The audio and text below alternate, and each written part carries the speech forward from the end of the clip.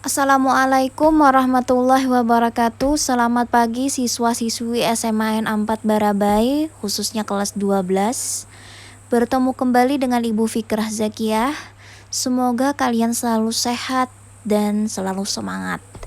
Pada hari ini kita masih membahas bab 1 tentang kasus pelanggaran hak asasi manusia dalam perspektif Pancasila. Seperti biasa, untuk memulai pelajaran hari ini, alangkah baiknya kita berdoa terlebih dahulu agar semua ilmu yang diberikan dapat bermanfaat.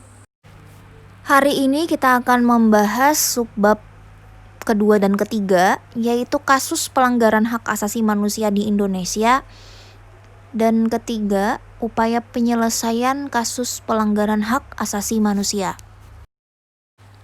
Berikut adalah jenis pelanggaran hak asasi manusia. Yang pertama, dilakukan dengan maksud untuk menghancurkan atau memusnahkan seluruh atau sebagian kelompok bangsa, ras, kelompok etnis, kelompok agama. Contohnya, membunuh anggota kelompok. Kedua, kejahatan terhadap kemanusiaan, yaitu salah satu perbuatan yang dilakukan sebagian dari serangan yang meluas atau sistematik yang diketahui bahwa serangan tersebut ditunjukkan secara langsung terhadap penduduk sipil, contohnya pembunuhan dan perbudakan. Kasus pelanggaran hak asasi manusia di Indonesia. Pertama, kasus TKI asal Brebes yang dianiaya majikannya di Singapura. Ini bukan kasus baru karena penganiayaan TKI dan TKW terjadi baik itu di Singapura, Arab, dan negara lainnya. Yang kedua, pembunuhan massal terhadap 40.000 orang rakyat Sulawesi oleh tentara Belanda. Kemudian kerusuhan Tanjung Priok tahun 1984.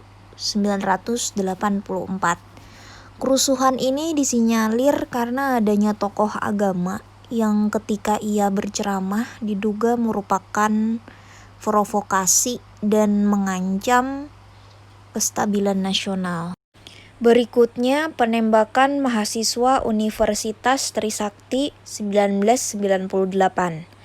Ini disinyalir adanya keinginan mahasiswa agar Presiden Soeharto turun dari jabatan. Akhirnya terjadi konflik antara pemerintahan Orde Baru dan mahasiswa.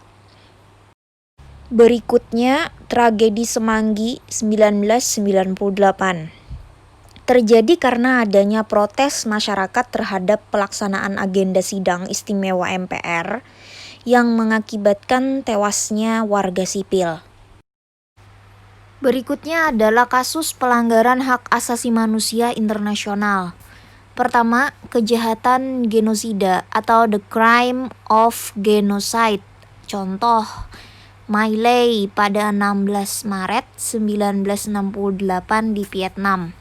Kedua, kejahatan melawan kemanusiaan atau crime against humanity. Contohnya pembunuhan rakyat Uganda dan pembunuhan rakyat Kamboja. Berikutnya, invasi atau agresi suatu negara ke negara lain atau the crime of aggression. Contohnya invasi Irak ke Iran pada 22 September 1980. Berikutnya, kejahatan perang atau war crime. Misalnya perang Palestina dan Israel. Kemudian masuk ke subbab ketiga, yaitu upaya penyelesaian kasus pelanggaran hak asasi manusia. Indonesia tidak mau disebut sebagai unwillingness state atau negara yang tidak mempunyai kemauan menegakkan hak asasi manusia. Karena ciri-ciri negara yang demokratis itu adalah menegakkan HAM. Oleh karena itu Indonesia berusaha semaksimal mungkin dalam menegakkan HAM. Misalkan adanya lembaga-lembaga seperti Komnas HAM, kemudian juga adanya pengadilan HAM yang diatur di dalam Undang-Undang Nomor 26 Tahun 2000. Berikutnya adalah peradilan dan sanksi atas pelanggaran HAM internasional. Yang pertama, diberlakukan travel warning. Travel warning itu adalah himbauan larangan dari pemerintah untuk melakukan perjalanan atau memasuki wilayah negara yang melanggar HAM. Kedua, pengalihan investasi atau penanaman modal. Kemudian yang ketiga, pemutusan hubungan diplomatik.